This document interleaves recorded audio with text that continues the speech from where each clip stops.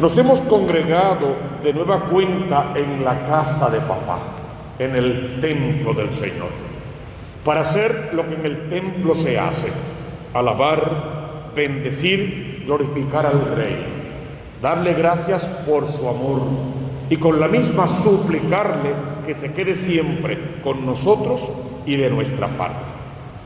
Segundo domingo del tiempo de Adviento, encaminándonos al parto de la Virgen María, o mejor, al nacimiento del Hijo de Dios. Y las lecturas nos han ido orientando desde el domingo pasado. Estén despiertos, estén alertas, se acerca su liberación y cosas por el estilo. En Adviento solemos tener algunos personajes principales. Hablamos siempre, lógicamente, de María Santísima, es la Virgen que está embarazada. Hablamos del gran profeta Juan el Bautista. Y por lo general mencionamos a Isaías. Sin embargo, este ciclo C vamos a tener a Jeremías, a Baruch, a Sofonías y a Isaías. Y contando también a Juan el Bautista. Y por ende, si tenemos a todos esos profetas, también te tenemos a ti, porque por el sacramento del bautismo tú tienes esa misma misión: anunciar el reino de los cielos, denunciar todo lo que a ese reino se oponga. Vamos a verlo bien en las lecturas que la Iglesia nos regala hoy. Puedes ver tu primera lectura del libro de Baruch, un profeta menor. Jerusalén, despójate de tu vestido de luto y de aflicción, y vístete las galas perpetuas de la gloria que Dios te da. Envuélvete en el manto de la justicia de Dios, y ponte en la cabeza diadema de la gloria del Eterno, porque tu Dios mostrará su esplendor a cuantos viven bajo el cielo. ¿Qué hace Baruch? Está consolando a un pueblo que está en el destierro. Por lo tanto, en una forma de hablar, te está consolando a ti y me quiere consolar a mí, que por nuestro pecado también somos desterrados de la presencia de Dios. Y lo que está diciéndole es: consuélense, porque a pesar de la tragedia que estamos viviendo, ellos con su destierro, nosotros con nuestros pecados, enfermedades, problemas, situaciones difíciles, y añádele, a pesar de todo eso, hay una promesa de salvación. Hay una promesa mesiánica. Vendrá a reinar el Rey de Reyes, irrumpirá en nuestra historia humana para desde nuestra historia humana salvarnos. Allí podemos empezar a ver claramente todos los designios de un Mesías prometido, porque el Señor definitivamente te va a poner en la cabeza una diadema de gloria, y a cuantos vivan bajo el cielo les va a mostrar su resplandor, su esplendor, todo el brillo de su corazón. Él quiere consolarte. Tú deberías consolarte y consolar a tu familia. Para consolarte bien, la Iglesia te llama al sacramento de la confesión. Aunque el tiempo de Adviento, propiamente dicho, no es un tiempo de penitencia, sí la Iglesia te invita a que en esta espera gozosa prepares bien tu corazón como un Belén, todo tu ser como la ciudad que va a recibir al nacimiento del Hijo de Dios. Corre en tiempo de Adviento, por favor, al sacramento de la confesión. Consuélate con el amor de Dios habitando en ese corazón. Sal del sacramento de la confesión para venir a hacer la procesión en el altar y comerte el cuerpo vivo de Cristo, y por ende comerte a tu propio Dios. Y luego sal de la Eucaristía para compartir el amor del Dios que te has comido con toda la gente que te encuentres alrededor. De esa manera, la palabra de Baruch tiene sentido, se cumple lo que es la promesa. De esa manera tu vida recobra un nuevo sentido y tu familia entera recupera a un miembro de la familia convertido y con la capacidad de convertir a los demás. Rezaba el Salmo responsorial de hoy. El Señor ha estado grande con nosotros y estamos alegres.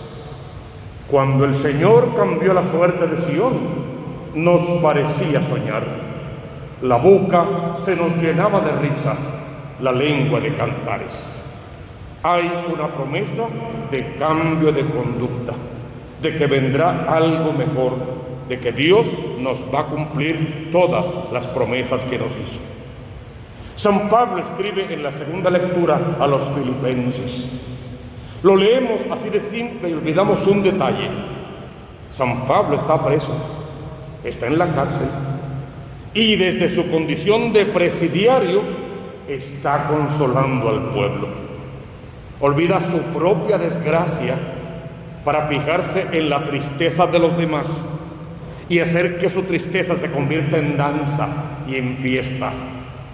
Miren lo que empieza Pablo garantizándoles: les amo con todo mi corazón, les amo entrañablemente, les amo como Dios me ama.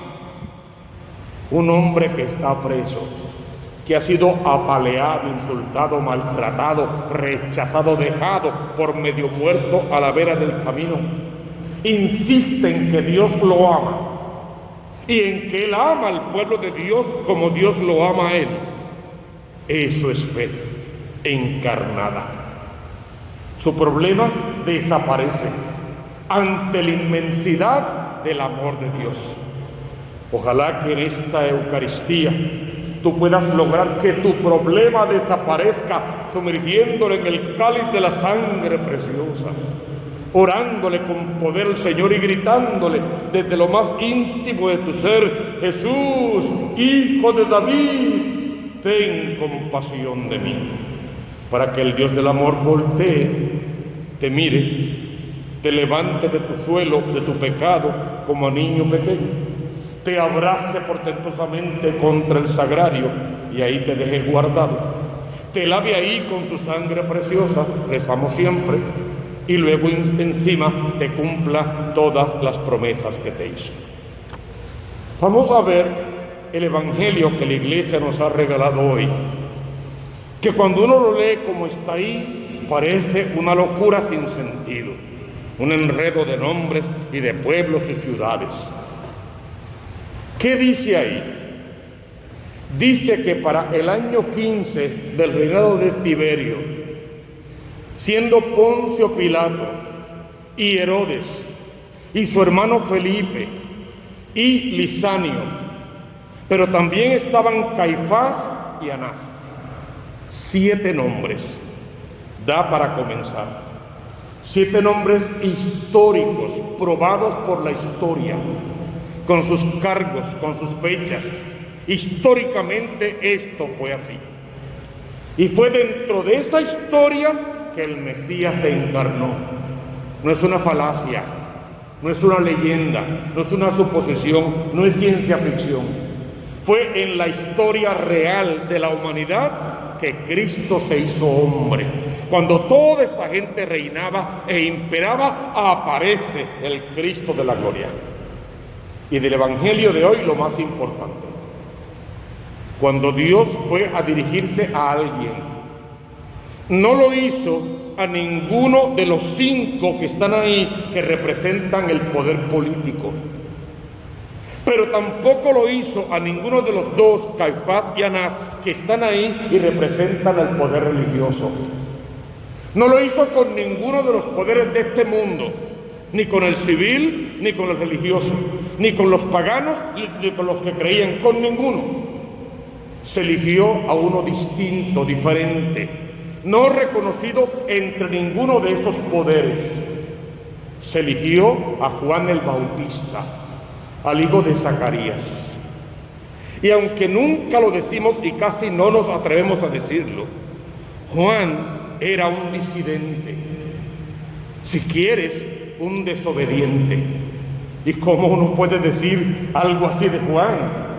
Bueno, mira la historia misma. ¿De quién era hijo Juan? De Zacarías. ¿A qué se dedicaba Zacarías? Era sacerdote del templo. ¿Y qué pasaba con el sacerdocio? Que pasaba de padres a hijos. Por lo tanto, Juan, el hijo del sacerdote, tenía que ser sacerdote. Pregunto, ¿Juan era sacerdote? ¿Ejerció alguna vez en lo que conocemos de la palabra de Dios el sacerdocio? No. ¿Qué hizo Juan? Se fue al desierto. ¿Quién se iba al desierto? Cualquiera que estaba inconforme o con su religión, o con su gobierno, o con el mundo, o con su vida, y quería escapar de esa realidad para renovarse, volver renovado y renovar la realidad religiosa, política, la que fuera. En fin de cuentas, Juan estaba en el desierto, escapando de su sacerdocio, de aquella religión que no cumplía con lo que Dios había estipulado, y de aquel gobierno sumamente cruel y déspota. Y escapó y se fue al desierto y se renovó y regresó para renovar, pero en el nombre de lo que creía, de lo que Dios, el Dios verdadero, el Dios de Israel, había colocado en su corazón. Porque dice la palabra de hoy que el Señor se dirigió en su palabra a Juan. Esa es la vocación del profeta. La vocación de todos los profetas del Antiguo Testamento, de una forma u otra, comienza diciendo: y le fue dirigida la palabra del Señor, tal como a Juan. Lo escogió no para sacerdote de aquel templo, sino para ser el último profeta del Antiguo Testamento. Eso es lo que es Juan. Para Lucas, Juan no es tanto el precursor como lo es para Mateo o Marcos y los demás sinópticos.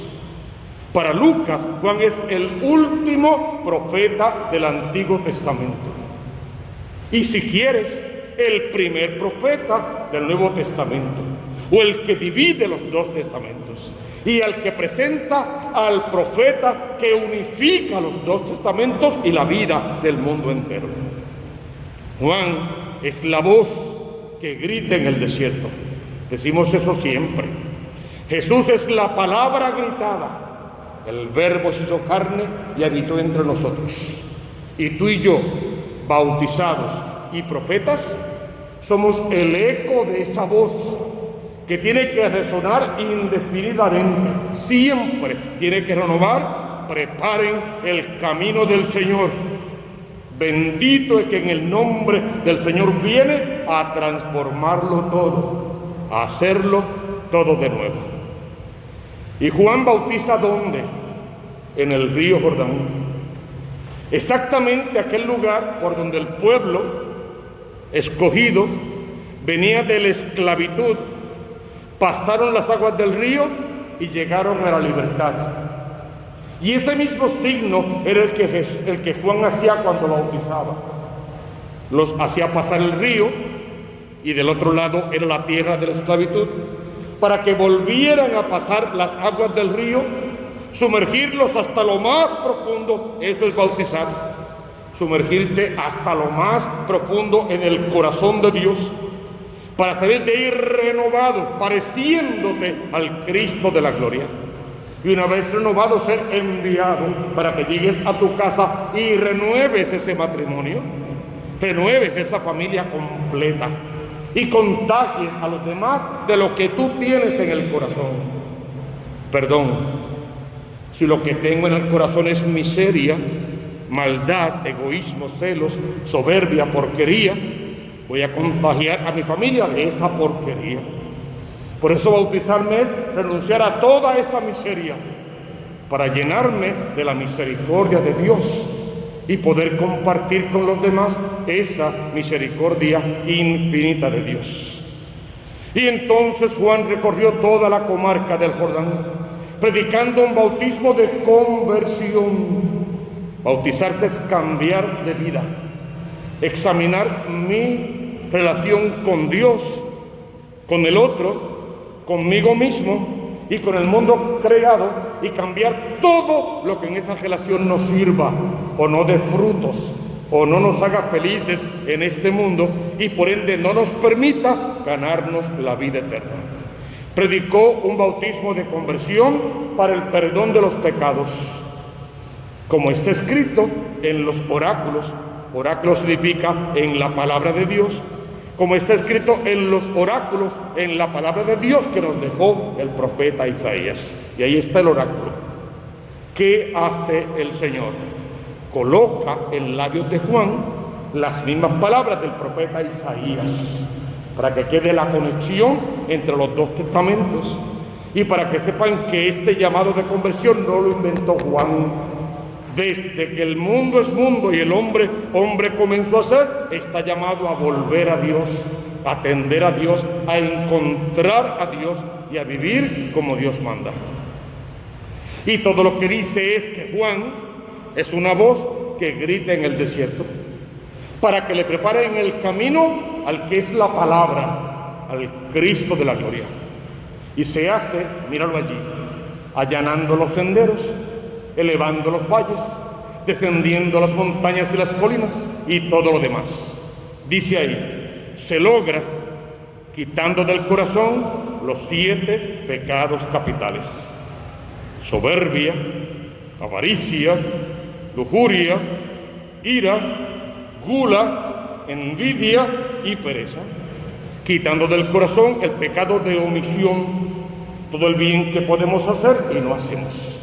Y lo del diario, los celos, la envidia, la maldad, la arrogancia y esa condición que tenemos todos de vivir de las puras apariencias, de creer en el fondo que yo soy el mejor y las cosas salen bien cuando yo las hago, y de convertirme en el verdugo de otros que no piensan como yo, y llegar incluso a humillar, a maltratar, a golpear, a rechazar a los que prometí frente al altar que iba a amar, a cuidar y a ser felices. Toda la palabra de hoy quiere una sola cosa: que sepas que está cerca nuestra liberación. Pero para que esa liberación sea verdad en tu vida, tienes que trabajar por ella, tienes que lucharla.